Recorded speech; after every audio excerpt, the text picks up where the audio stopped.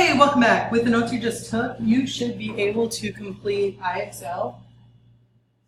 Let's see, IXL A1. And this video is going to help you with A2. All right. So first of all, we're going to be applying what we learned about proportions to solve real-world problems. Because I know you've always wanted to know the vol of cylinder changes as the piston moves up and down in engine. So if you're going to be an engineer, this is going to be extremely important for you. So the compression ratio is the expanded volume to the compressed volume. And so please remember that when you're setting these up, you look for the word to, that's going to tell you it's a ratio. So we're going to put expanded on top of compressed. And in this problem, everything that's expanded is going to go on the top and everything's compressed is going to go on the bottom. So we've got this car with a compressed ratio of 9 to 1. So this is 9.1 to 1. And if the compressed cylinder is 25, so compressed is 25, I'm going to circle this 9 to 1, so the compressed is going to go on the bottom, the 25 goes on the bottom, and the X goes on top. Find its expanded volume. So that's what we're looking for, that's in the numerator. So we simply do a cross products, like so, and you should end up with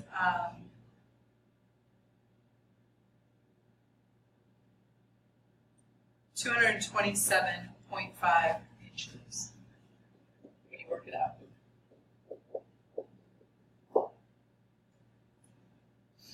All right, moving on to number 2. This is the gear ratio of a driving gear to the number of teeth on the driven gear.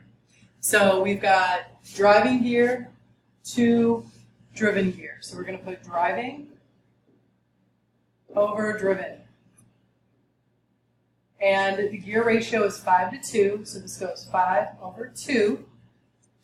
If the driving gear, so this says driving gear has 35, driving gear goes on top, notice how I'm underlining key terms and circling words, or excuse me, underlining key terms and circling numbers. So we solve this by doing our cross products, once again. So 35 times 2 is 70, and 5 times x is 5x. Somebody asked me, does it matter what side you put your x on? No. You could write this as 5x equals 70 as well. That doesn't matter. What matters is that you solve it correctly. So we're going to divide both sides by 5, and you get x equals 14. And this was measured in teeth. So it'd be 14 teeth. All right, next we got this twin jet airplane. Why don't you go ahead and pause the video, see if you can set this one up all by yourself, and I'll come back and show you the answer. Don't forget to pause the video. Let's see if you caught the little situation in this problem that made it a little bit different. So hopefully you put length over wingspan, and so that was 78 over 90, and then you have x over 0.36. Now why is it 0.36 when it says 36 centimeters? Well, the problem is everything else is being measured in meters. And so as we talked before, you have to make sure that you're measuring everything in the same units. So if you have weeks and days, you have to convert everything to days. If you have inches and feet, you've got to convert everything to inches or everything to feet. And so in this case, I know that there's 100 centimeters in a meter, and so I just divided 36 by 100, and that gave me 0.36 meters. So that's where the 0.36 came from. So this, your final answer should be 31.2 centimeters, or 0.312 meters. Awesome. I hope you got that. All right, let's move on. So how can we use ratios and apply those to problems? So this says a ratio of country CDs, so we're going to be comparing country CDs to hip-hop CDs in a music collection. So they're giving us the ratio, it's 2 to 3. So now they're telling us that the total collection has 45 albums, and we want to know how many of each. And so for these, I kind of like to draw a picture just to show you what I'm talking about. So we're going to talk about 2 country CDs to 3 hip-hop CDs.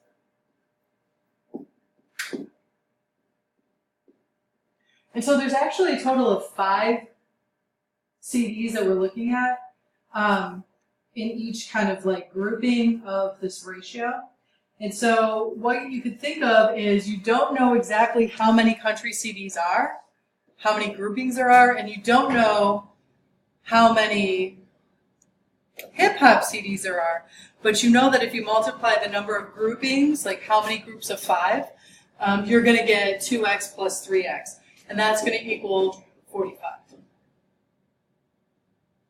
And so this is 5x. As we said, there's a total of 5 CDs in a group, and that's going to equal 45. So we're going to need 9 groups of these 5 CDs to get our 45 albums. And we know that in those groups, each group, 2 of the CDs are going to be country and 3 of them are going to be hip hop. So we just simply plug in a 9 here and a 9 here.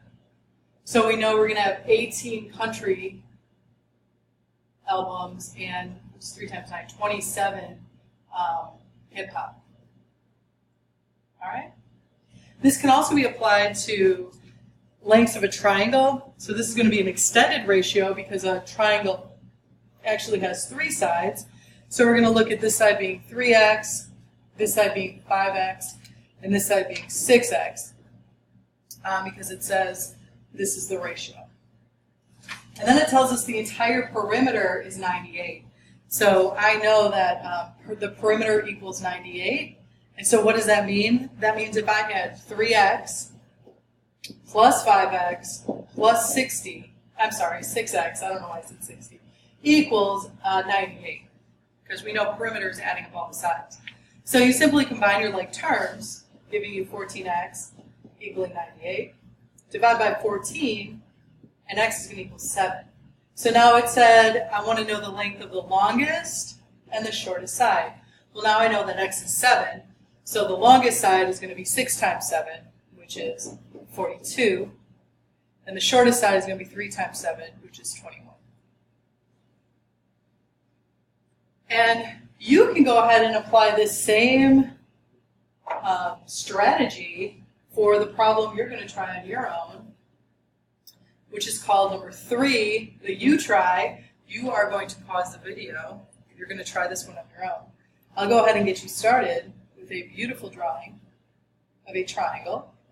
And my angle ratio is going to be 4x, 3x, and 2x.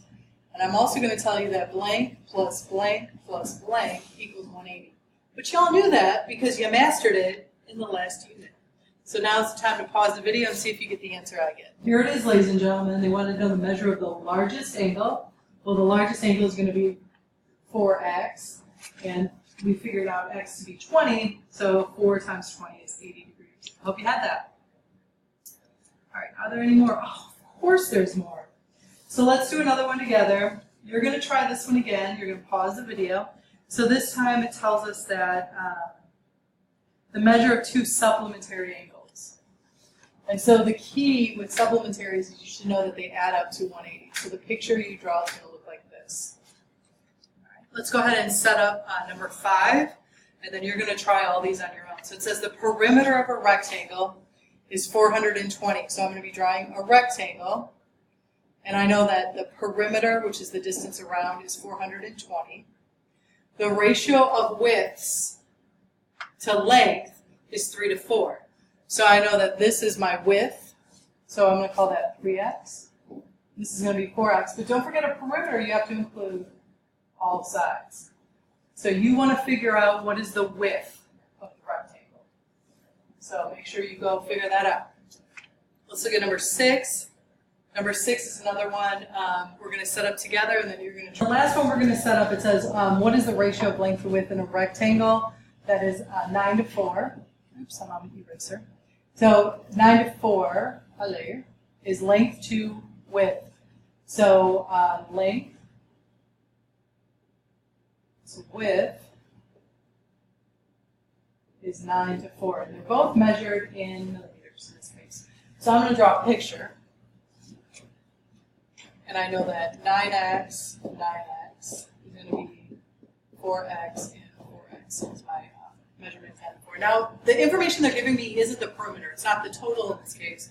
They're actually giving me the width is 52. So I know that this is going to be equal to 52. So to figure out what x is, I just divide, and I'm actually going to get x is equal to 13. Because 52 divided by 4 is 13.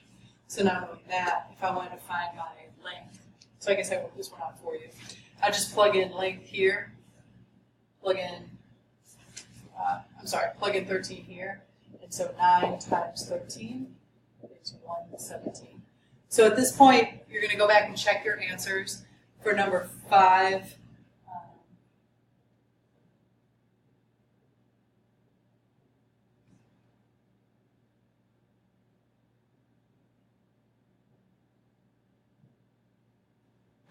Here are the answers to the previous 2 problems that you should have completed. The first one is their supplementary angles, so they add up to 180. So you got x equals 15, and it wanted the measure of the larger angle, which is 105. And the second one, they wanted the width. So first you figured out what x is by adding up all 4 sides to get perimeter, and that gave you 14x equals 420. You divide, you get 30. Plug that into the width, because that's what they were looking for, and you get 90 centimeters. So to check this, you could have done 90 plus 90, 120 plus 120, and you should end up with 420. All right, at this point, you are ready to finish up A1 and A2. We're only doing IXL to practice this. All right, good luck. It's for a grade.